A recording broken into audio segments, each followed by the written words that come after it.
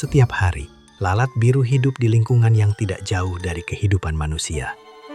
Serangga ini dapat ditemukan di sekitar pasar, tempat pembuangan sampah, sisa makanan, bangkai hewan, hingga berbagai bahan organik yang sedang membusuk. Karena sering terlihat beterbangan di sekitar lingkungan tersebut, banyak orang hanya menganggap lalat biru sebagai serangga yang mengganggu. Padahal, lalat biru dikenal sebagai salah satu perantara penyebaran berbagai kuman dan penyakit. Di balik ukurannya yang kecil, lalat biru memiliki kemampuan luar biasa dalam menemukan sumber makanan.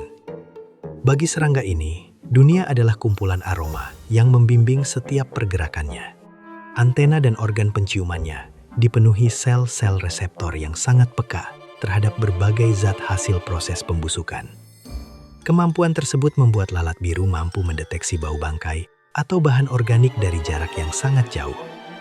Dalam kondisi angin yang mendukung, beberapa penelitian menunjukkan bahwa lalat biru dapat menemukan sumber bau dari jarak sekitar 4 hingga 16 km.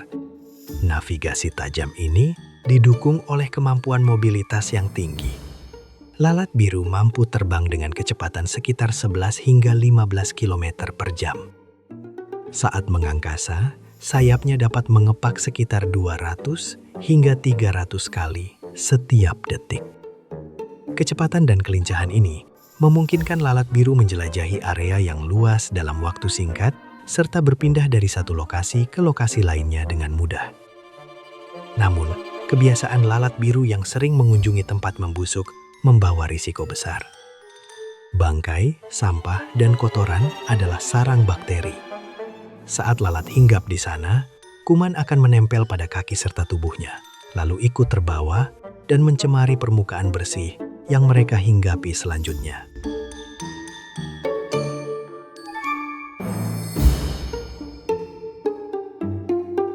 Secara biologis, tubuh lalat biru dirancang sedemikian rupa, sehingga menjadi wadah yang sempurna bagi kuman.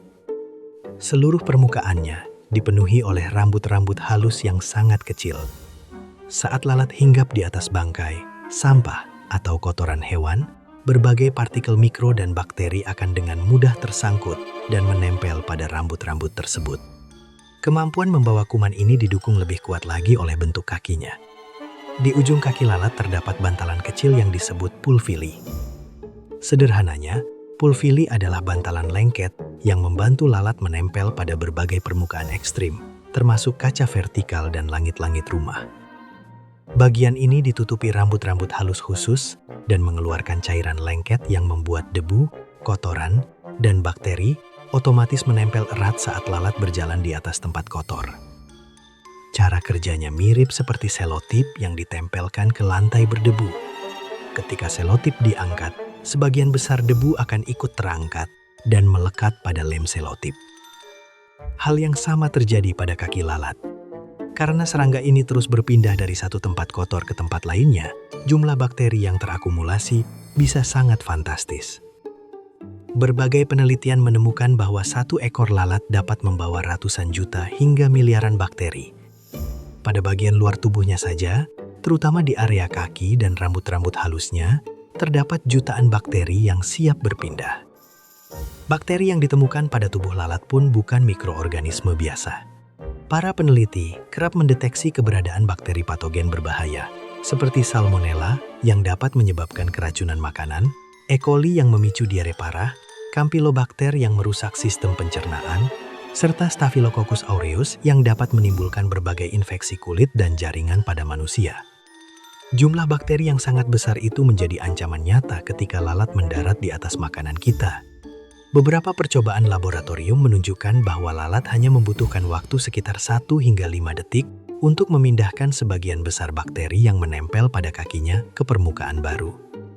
Artinya, dalam waktu yang jauh lebih singkat daripada satu kedipan mata, jutaan kuman berbahaya sudah berhasil melakukan pendaratan dan mencemari makanan yang terbuka.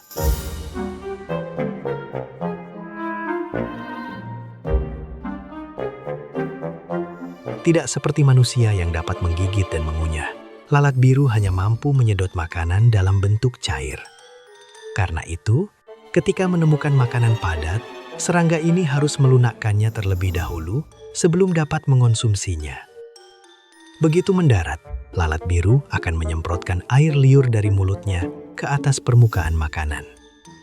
Cairan ini kaya akan enzim pencernaan seperti amilase, protease, dan lipase yang berfungsi menghancurkan karbohidrat, protein, serta lemak. Dalam waktu 2 hingga 5 detik saja, makanan padat tersebut mulai mencair dan siap disedot masuk ke dalam tubuh lalat. Proses ini terjadi berulang kali.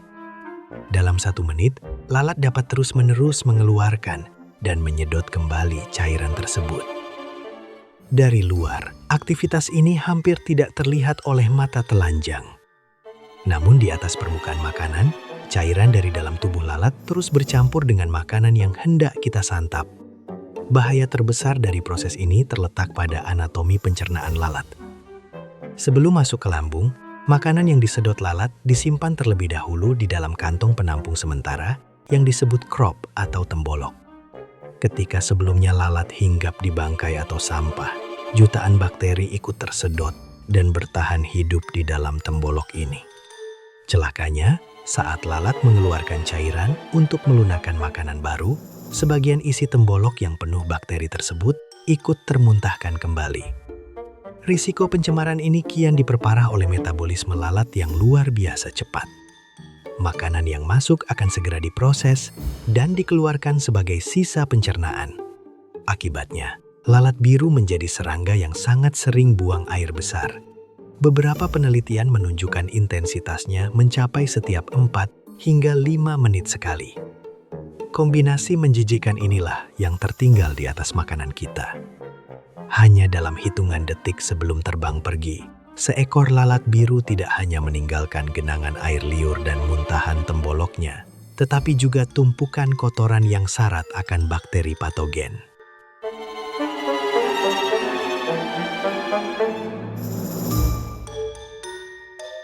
Banyak orang mengira ancaman kesehatan selesai setelah lalat terbang pergi. Padahal, perjalanan bakteri justru baru dimulai. Di atas makanan yang hangat, lembab, dan kaya nutrisi, kuman yang tertinggal akan memanfaatkan sisa cairan pencernaan lalat sebagai media awal untuk menggandakan diri secara masif. Proses pembelahan ini berlangsung luar biasa cepat. Dalam kondisi ideal, beberapa jenis bakteri dapat membelah diri setiap 20 menit sekali. Melalui pertumbuhan eksponensial ini, beberapa ratus bakteri yang awalnya hinggap dapat melonjak menjadi jutaan koloni hanya dalam waktu beberapa jam. Makanan kaya protein dan karbohidrat seperti nasi, daging, ikan, telur, atau hidangan berkuah adalah tempat terbaik bagi mikroorganisme ini. Semakin lama makanan dibiarkan terbuka pada suhu ruangan, semakin tinggi tingkat pencemaran yang terjadi. Karena itu, bahaya laten yang sebenarnya bukan terletak pada hinggapnya lalat selama beberapa detik, melainkan pada ledakan jumlah bakteri yang terjadi setelahnya.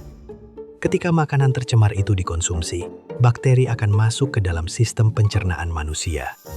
Tubuh kita memang memiliki benteng pertahanan berupa asam lambung yang mampu membunuh banyak benda asing. Namun, ketika jumlah bakteri yang masuk terlalu besar, pertahanan ini dapat ditembus. Sebagian bakteri yang berhasil lolos akan mencapai usus, lalu mulai berkolonisasi atau melepaskan zat beracun.